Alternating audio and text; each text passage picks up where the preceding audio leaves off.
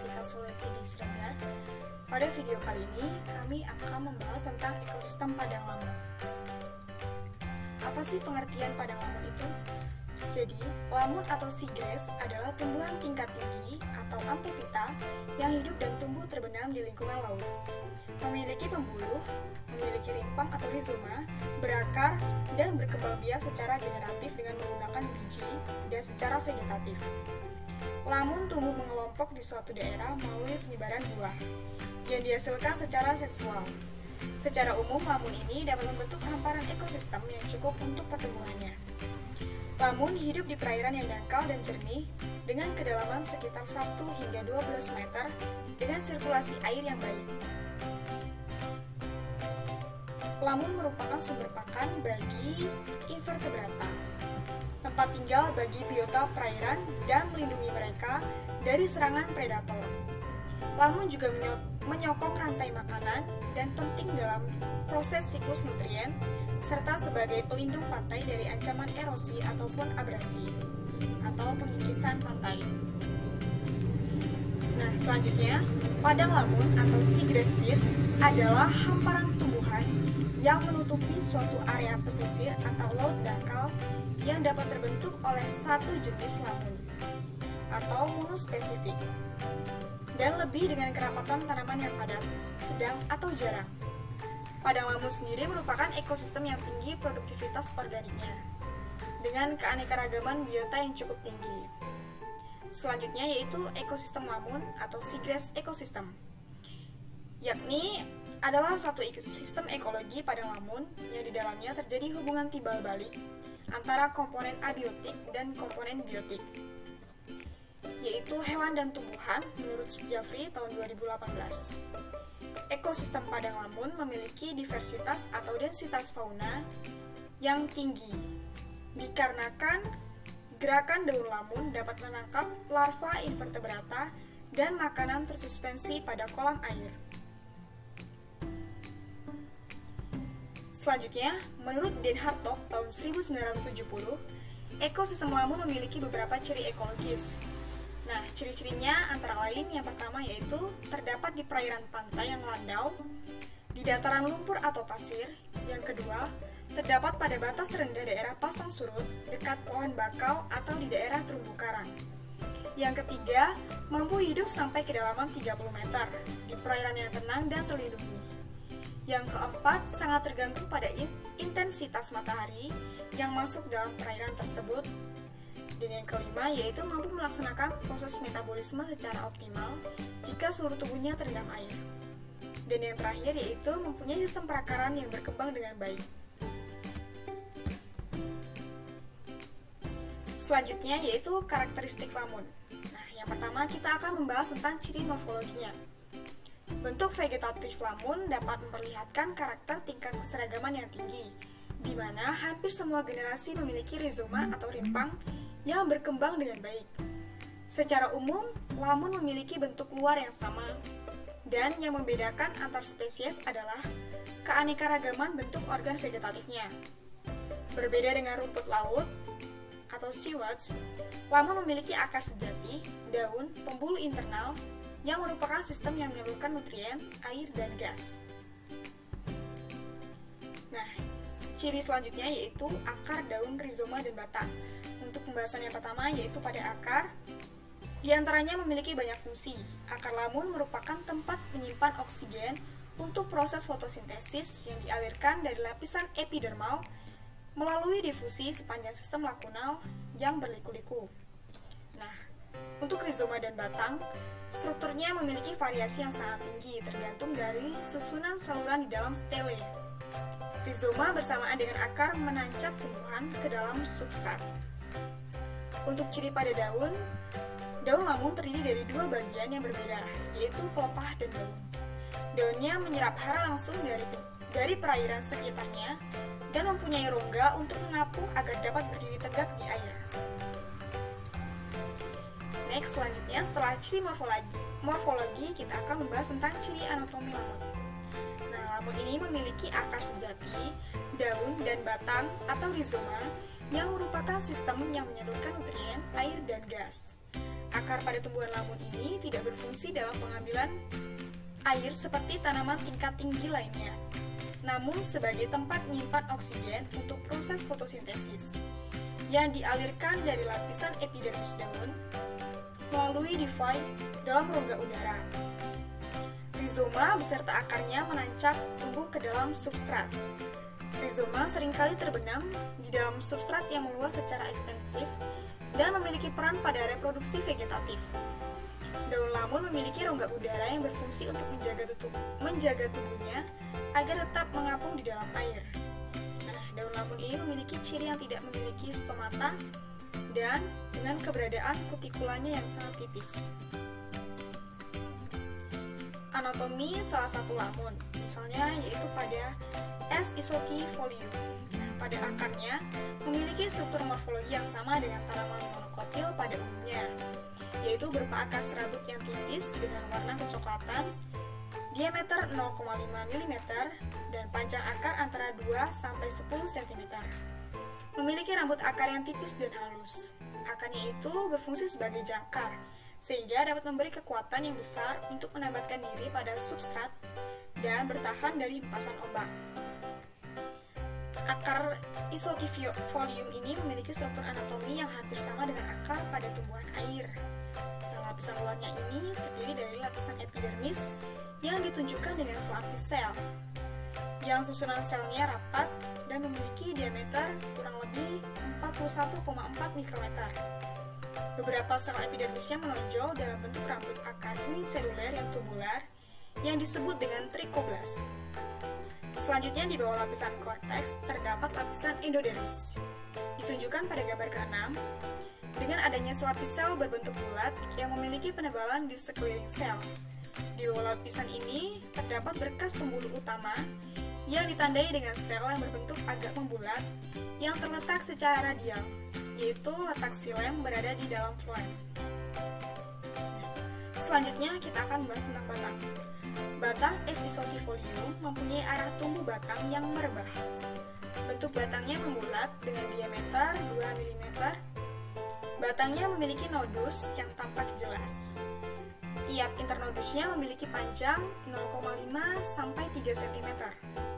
Permukaan batangnya halus dan berwarna putih kehijauan. Batang dari S. isotifolium ini memiliki struktur anatomi yang hampir sama dengan batang pada tumbuhan air. Lapisan luarnya ialah lapisan epidermis yang ditunjukkan dengan selapis sel yang susunan selnya rapat dan dengan banyaknya lapisan. Selnya berbentuk lonjong. Di bagian epidermis terdapat leukosit yang tidak memiliki penebalan dinding. Di bawah lapisan korteks terdapat berkas pembuluh yang terdiri atas berkas xilem dan floem. Nah, berkas floem berupa kumpulan sel-sel hidup yang tidak berlignin, dan berkas xilem berupa sel-sel kosong berbentuk bulat dengan dinding tebal berlignin. Berkas xilem dan floem tersebut terletak konsentris. Berkas pengangkut ini disebut konsentris amfitribal karena letak xilem berada di dalam sedangkan floemnya berada di luar. Next, kita akan membahas tentang daun isotifolium. Daunnya mempunyai bangun daun aksikular dengan ujung daun runcing dan pangkal daun juga berbentuk runcing. Di bagian pangkal terdapat ligula dan pelepah berbentuk tabung berwarna putih kehijauan. Permukaannya halus, hijau, dan rata-rata panjang daunnya antara 7 hingga 20 cm dan ketebalan daunnya 1 hingga 2 mm. Daunnya menunjukkan anatomi yang hampir sama dengan anatomi daun pada tumbuhan air umumnya. Terdapat adanya lapisan kutikula yang tipis.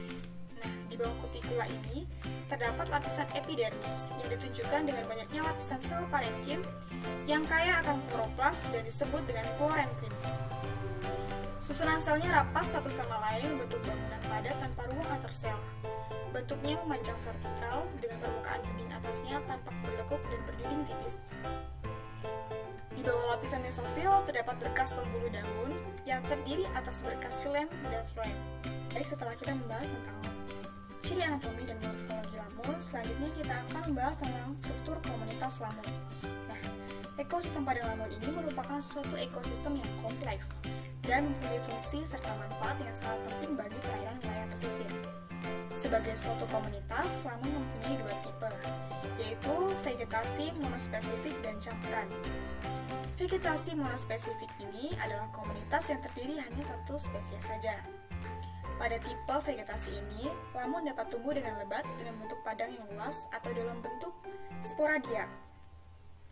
Vegetasi campuran merupakan komunitas padang lamun yang terdiri dari beberapa spesies, bahkan dapat mencapai 8 spesies. Menurut Kiswara tahun 1994, zonasi sebaran dan karakteristik habitat lamun di perairan menurut gerangan udara dan kedalamannya digolongkan menjadi 3 bagian. Nah, yang pertama yaitu jenis lamun yang tumbuh di daerah dangkal yang selalu terbuka saat air surut, misalnya yaitu Holodulpinifolia. Yang kedua, jenis yang hidup di daerah sedang atau daerah pasang surut, contohnya yaitu Thalassia hendrichi. Yang ketiga, jenis yang tumbuh di tempat dalam dan selalu terendam air, contohnya yaitu Thalassodendron ciliatum. Selanjutnya kita akan membahas tentang keanekaragaman spesies lamun. Lamun ini dapat tumbuh di daerah pesisir dan di lingkungan laut wilayah tropis dan ugahari, kecuali pantai perairan kutub karena kondisinya yang tertutup banyak es. Di perairan Indonesia, lamun umumnya tumbuh di daerah pasang surut dan sekitar pulau-pulau karang. Tumbuh pada substrat dengan dasar lumpur, pasir berlumpur, pasir dan pecahan karang. Nah, jumlahnya mencapai 60 spesies yang terdiri atas 2 suku dan 7 marga. Seagrass atau lamun ini merupakan satu-satunya tumbuhan berbunga atau angiospermi yang memiliki rizoma, daun, dan akar sejati yang hidup terendam di dalam laut dan beradaptasi secara penuh di perairan yang kadar garam atau salinitasnya cukup tinggi, atau hidup terbenam di dalam air. Beberapa ahli juga mendefinisikan bahwa lamun ini sebagai tumbuhan air berbunga yang hidup di air laut, berpembuluh, berdaun, berimpang, berakar, serta berkembang biak dengan biji dan tunas. Nah, selanjutnya kita akan membahas tentang jenis-jenis lamun yang ada di Indonesia. Yang pertama yaitu ada lamun Thalassia hendrichi. Nah, memiliki ciri yaitu helai daun membujur sampai sedikit lebar dengan beberapa garis coklat pada ujung daun yang membulat dengan panjang sekitar 5-20 cm, lebar 4-10 mm, bergaris pinggir seluruhnya dengan ujung daun yang tumpul. Nah, seludang daunnya ini keras, memiliki panjang 3-7 cm.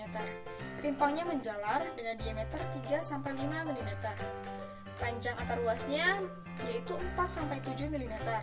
Nah, tumbuh pada substrat pasir berlumpur. Kadang-kadang muncul di atas permukaan air selama surut rendah. Selanjutnya yaitu Enhalus acoroides. Tanaman ini lurus. 2-5 daun muncul dan rimpang yang tebal dan kasar dengan beberapa akar-akar yang kuat. Daunnya seperti pita dengan panjang 40-90 cm, lebar 1-5 cm. Nah, rimpangnya merambat, kasar dan tidak bercabang.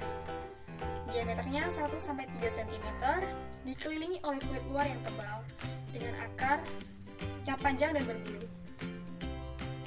Nah, selanjutnya yaitu Cimodocea rotundata. Tanaman ini sangat ramping mirip dengan Cimodocea cerulata yang daunnya seperti garis lurus. Bentuk daunnya lurus sampai agak bulat, tidak menyempit sampai ujung daun. Ujung daun bulat dan seludang daunnya keras. Rimpangnya juga sangat ramping. Lalu yang keempat yaitu ada Cimodocea cerulata. Nah, tanaman ini mirip dengan pembahasan sebelumnya yaitu Cimodocea rotundata. Panjangnya 5-15 cm dengan lebar 4-10 mm. Pada spesies ini lebih bulat dengan ujung daunnya yang sedikit bergerigi. Seludang daunnya kokoh, rimpangnya gemuk dengan diameter 2-3 mm dan panjang antar ruas yaitu 2-5 mm dan tunas tegak yang pendek. Nah, setiap ruasnya terdiri dari 2-4 daun.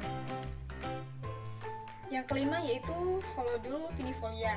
Tanaman ini lurus mirip dengan Holodul uninervis dengan panjang daun 5-20 cm dan lebar 0,8-1,5 mm dan mempunyai sejumlah sel tanin yang kecil dengan urat bagian tengah daun yang jelas. Tetapi urat antara bagian tepinya tidak jelas. Panjang seludang daunnya 1-4 cm yang merambat dengan diameter 1-1,5 mm. Batangnya pendek pada setiap ruas.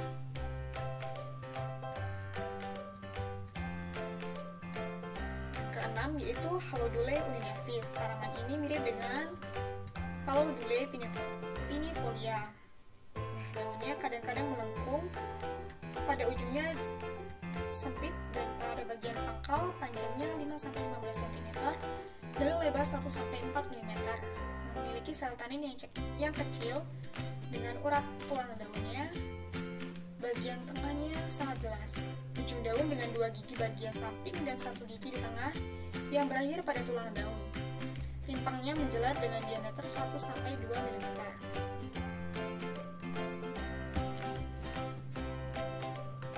Selanjutnya yaitu Halopila ovalis. Helai daunnya bulat, telur, dan bergaris dengan panjang 1-2,5 cm, lebarnya 3-10 mm, dengan tulang daun yang jelas, dan 1-20 pasang daun yang sebelah menyebelah memotong urat daun.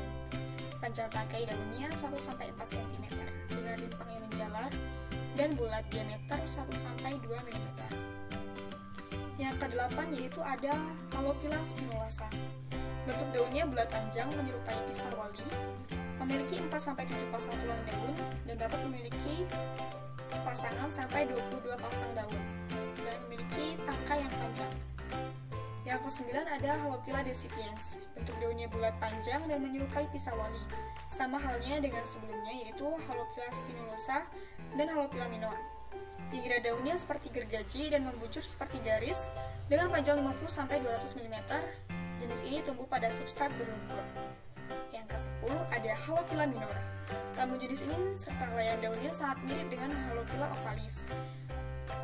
Akan tetapi lebih kecil dengan panjang 0,7-1,4 cm. Dengan jumlah urat daun juga lebih kecil. Rimpangnya tipis dan mudah patah. Lamun jenis ini biasanya dijumpai hidup berdampingan dengan vegetasi lamun yang tidak menutup penuh permukaan sedimen. Baik, untuk materi selanjutnya akan disampaikan oleh rekan saya Yesika Solafidis. Baik, saya akan melanjutkan kembali materi dari Sisilia.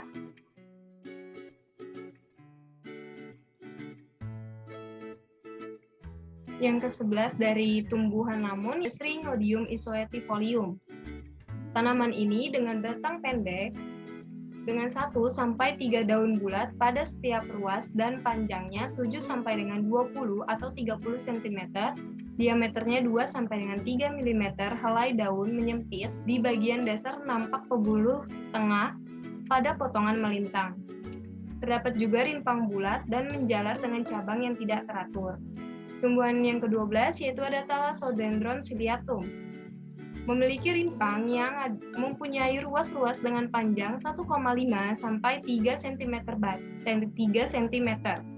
Batangnya mencapai 10 sampai dengan 65 cm.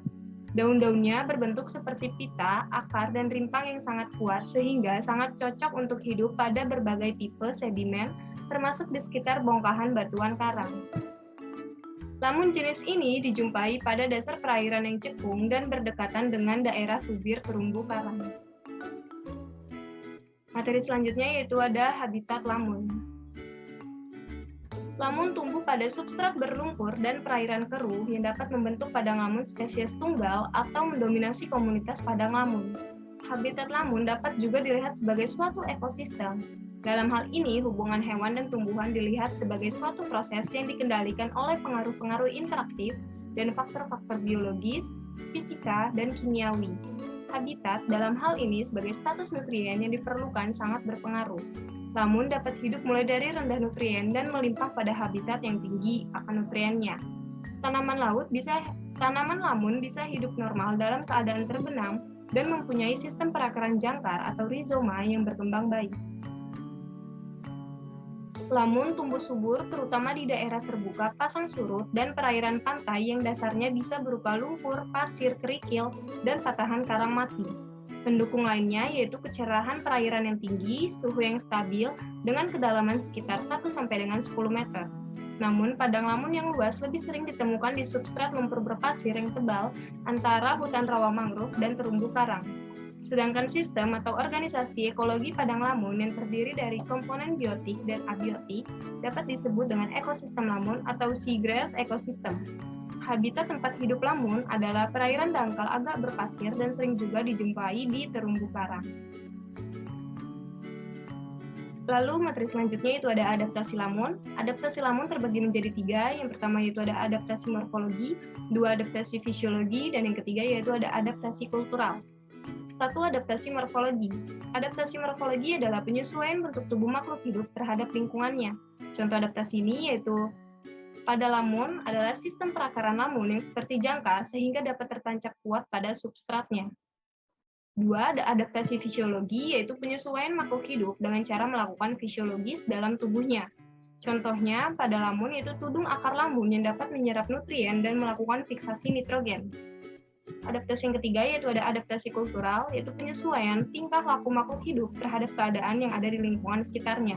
Contoh adaptasi ini pada lamun yaitu di mana lamun mengambil unsur hara terlarut melalui akar dan daun dengan mekanisme yang tergantung pada jenis unsur hara dan konsentrasinya. Cara adaptasi biota padang lamun berdasarkan 3 adaptasi yang telah disebutkan tadi. Yang pertama yaitu ada pada adaptasi morfologi, dengan contoh pada sistem perakaran lamun. Cara adaptasinya yaitu di mana perakarannya seperti jangkar yang tertancap kuat, lalu batangnya terbenam ke dalam substrat atau disebut dengan rizoma. Perpaduan antara akar dan rizoma ini membuat lamun dapat berdiri tegak meskipun diterjang oleh gelombang yang kuat. Selain itu juga, daun lamun tidak memiliki stomata namun dilengkapi dengan kutikel tipis. Kutikel daun yang tipis ini dapat menahan pergerakan ion dari difusi karbon, sehingga daun dapat menyerap nutrien langsung dari air laut, menurut Tangke tahun 2010. Cara adaptasi yang kedua yaitu ada pada adaptasi fisiologi. Contohnya yaitu tudung akar lamun yang dapat menyerap nutrien. Untuk dapat menjaga tubuhnya mengapung dalam kolam air, lamun dilengkapi dengan rongga udara. Dalam adaptasi ini, lamun cara reproduksinya yaitu dengan hidrofilus, yaitu cara penyerbukan dengan media air atau disebut dengan polinasi di dalam air. Adaptasi yang dilakukan, lamun ini terjadi pada polen dan stigma. Polen mengalami perubahan bentuk dan ukuran bersamaan dengan hilangnya lapisan dinding luar, sehingga memungkinkan polen dibawa arus. Sedangkan stigma mengeluarkan lapisan permukaan protein yang tidak menyebar di laut, sehingga menciptakan media yang cocok untuk menangkap polen selama proses hidrofilus terjadi, menurut Tangke tahun 2010. Adaptasi yang ketiga yaitu pada adaptasi kultural. Contoh adaptasi kultural pada lamun ini yaitu adalah lamun yang mengambil unsur hara terlarut melalui akar dan daun. Cara adaptasinya dengan melakukan mekanisme yang tergantung pada jenis unsur hara dan konsentrasinya. Jika konsentrasi unsur hara pada kolam air tinggi, maka pengambilan melalui daun mungkin lebih dominan. Sebaliknya, apabila nilai ambang di kolam airnya itu rendah, pengambilan unsur hara akan lebih banyak dilakukan melalui akar. Menurut Tangke tahun 2010. Selanjutnya yaitu ada interaksi biota ekosistem padang lamun. Pertama yaitu pada filum moluska. Contoh dari filum moluska yaitu ada keong, kerang, tiram, cumi-cumi, gurita, sotong, dan sebagainya. Moluska adalah salah satu kelompok makroinvertebrata yang paling banyak diketahui berasosiasi dengan lamun di Indonesia dan mungkin paling banyak juga dieksploitasi. Telah didemonstrasikan bahwa 20-60% biomasa epifit pada padang lamun dimanfaatkan oleh komunitas epifauna yang didominasi oleh gastropoda. Komunitas gastropoda ini merupakan komponen yang penting dalam rantai makanan di padang lamun, di mana gastropoda merupakan hewan dasar pemakan detritus atau detritus feeder dan dari daun lamun yang jatuh dan mensirkulasi zat-zat yang tersuspensi. 2 yaitu interaksi hewan echinodermata. Hewan echinodermata adalah komponen komunitas bentik di lautan. Salah satu kelasnya yaitu ada Holoturoidea, contohnya yaitu timun laut atau teripang. Seperti pada gambar yaitu ada contoh pada teripang. Hewan echinodermata lainnya yaitu teripang yang sering mencari makanan di padang lamun. Teripang ini cenderung memakan organisme mikroskopis di sekitar padang lamun. Teripang itu bergerak dengan kaki tabung atau yang disebut dengan podia, yaitu bagian dari sistem saluran air ambulakra yang bekerja secara hidrolik. Lalu interaksi yang ketiga yaitu pada kelompok Arthropoda. Arthropoda merupakan kelompok hewan terbesar di antara seluruh dunia hewan. Contohnya yaitu pada kelas Crustacea. Crustacea dengan jumlah yang sangat besar dalam kelompok Arthropoda yang terdiri hampir 50 jenis. Mayoritas mereka hidupnya di air, baik yang tinggal di laut atau air tawar. Tetapi beberapa kelompok dapat menyesuaikan dengan kehidupan di darat seperti kepiting. Interaksinya yaitu pada saat yang sama beberapa ikan memakan udang dan kepiting kecil. Hal ini dapat dikatakan bahwa Crustacea berperan dalam rantai makanan, mendapatkan bahwa kawasan lamun di perairan pantai Jepara merupakan habitat yang cocok untuk kehidupan pasca larva udang. Contoh interaksi yang keempat yaitu ada pada ikan. Asosiasi antara ikan dengan padang lamun terdiri atas 4 kategori. Yang pertama yaitu penghuni tetap dengan memijah dan menghabiskan sebagian besar hidupnya di ekosistem padang lamun. Contohnya pada Apogon margaritophorus. 2 yaitu menetap dan menghabiskan seluruh hidupnya di ekosistem padang lamun. Contohnya Haliosoeres leparensis, Pranaesus duodecimalis, dan Paramia quinilineata. 3 yaitu menetap hanya pada saat tahap juvenil. Contohnya pada Siganus canaliculatus. Dan yang terakhir yaitu menetap sewaktu-waktu atau singgah hanya mengunjungi padang lamun untuk berlindung ataupun untuk mencari makan.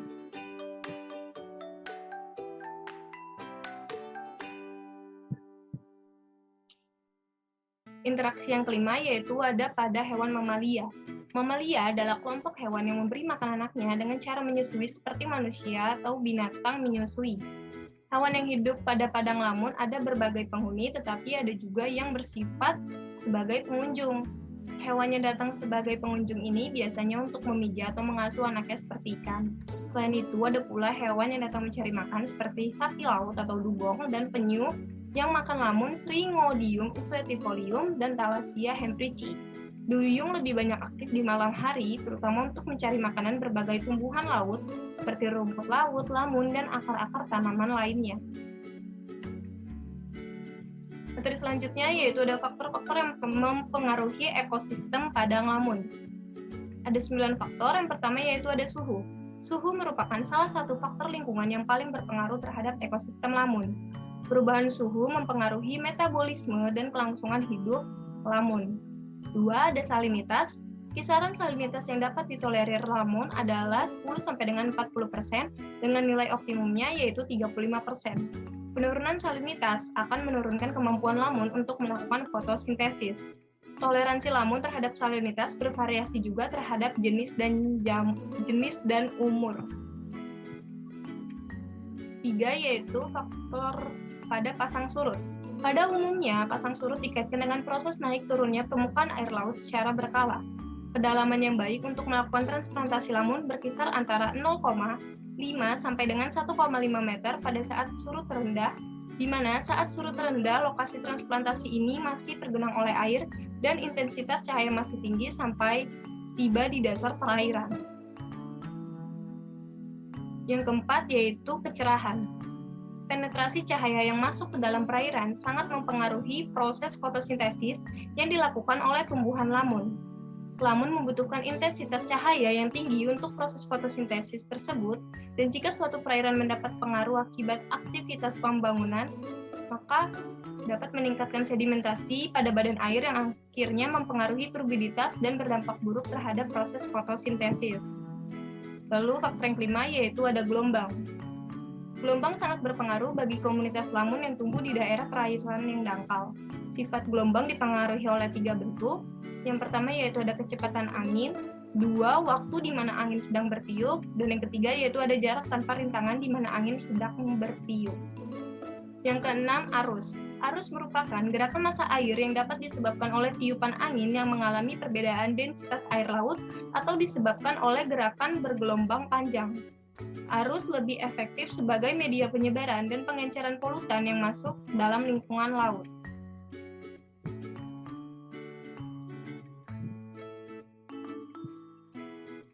Faktor yang ketujuh yaitu ada Total Suspended Solid atau yang disingkat dengan TSS. Salah satu parameter yang menentukan kualitas air adalah Total Suspended Solid atau TSS. Pengukuran TSS ini didasarkan pada berat kering partikel yang umumnya memiliki ukuran pori-pori tertentu. 8 ada nitrat, yaitu bentuk utama nitrogen di perairan alami dan merupakan nutrien bagi pertumbuhan lamun. Nitrat ini sangat mudah larut dalam air dan memiliki sifat yang stabil. 9 ada fosfat. Fosfat merupakan salah satu unsur esensial bagi metabolisme dan pembentukan protein. Fosfat yang diserap oleh jasad hidup nabati perairan adalah fosfat dalam bentuk ortofosfat yang larut dalam air. Materi selanjutnya yaitu monitoring lamun. Pertama ada luasan lamun. Ekosistem lamun bersifat dinamis karena kondisinya yang tidak selalu sama setiap saat. Perubahan kondisi lingkungan dapat mempengaruhi pertumbuhan lamun menjadi naik atau turun, sehingga luasan padang lamun di suatu lokasi bisa berubah setiap saat. Informasi luasan padang lamun dapat memberikan indikasi status lamun secara menyeluruh. Apabila terjadi penurunan, maka ini menunjukkan adanya tekanan atau ancaman pada ekosistem tersebut. Sebaliknya, jika luas stabil atau naik ini menunjukkan tingginya peluang padang lamun untuk lestari, menurut Jafri tahun 2018. Luas lamun Indonesia adalah seluas 3 juta hektar. Titik penurunan luas lamun dunia rata-rata sebesar 2% sampai dengan 5% per tahunnya. Penghitungan lamun ini dilakukan dengan berbagai cara, yaitu dengan survei langsung ke lokasi monitoring kondisi lamun, dan yang kedua dengan mengumpulkan data luas lamun dari hasil penelitian di berbagai lokasi di Indonesia yang dilakukan oleh berbagai instansi seperti Badan Informasi Geospasial atau BIG, Kementerian Kelautan dan Perikanan atau KKP, dan Donatur Konservasi. 2. Monitoring lamun yang kedua yaitu ada kondisi lamun. Perhitungan kondisi lamun ini dilakukan dengan menggunakan sumber data yang berasal dari data monitoring kondisi lahan yang dilakukan oleh P2O LIPI melalui proyek Foremark CTI. Secara umum, persentase tutupan lamun di Indonesia yang dihitung dari 110 stasiun pengamatan adalah 42,23%. Apabila nilai tersebut digolongkan mengikuti Kepmen LH 200 tahun 2004, maka status padang lamun di Indonesia termasuk dalam kondisi yang kurang sehat. 3. Ada sebaran spesies lamun.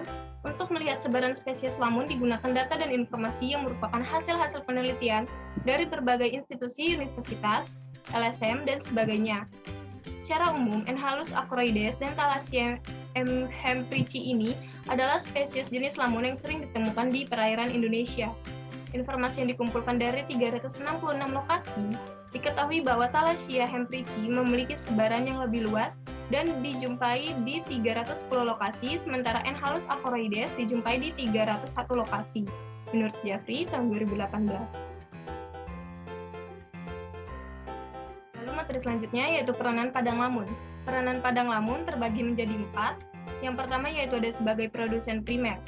Lamun mempunyai tingkat produktivitas primer tertinggi bila dibandingkan dengan ekosistem lainnya yang ada di laut dangkal seperti ekosistem mangrove dan ekosistem terumbu karang, menurut Kayer dan kawan-kawan tahun 1975. 2 yaitu ada sebagai pendaur zat hara. Lamun memegang peranan penting dalam pendauran berbagai zat hara dan elemen-elemen yang langka di lingkungan laut, khususnya zat-zat hara yang dibutuhkan oleh alga epifitik. Lalu yang ketiga yaitu ada sebagai habitat biota. Lamun memberikan tempat perlindungan dan tempat menempel berbagai hewan dan tumbuh-tumbuhan atau alga. Contohnya seperti alga. 4 yaitu ada sebagai penangkap sedimen. Daun lamun yang lebat akan memperlambat air yang disebabkan oleh arus dan ombak, sehingga perairan di sekitarnya menjadi tenang.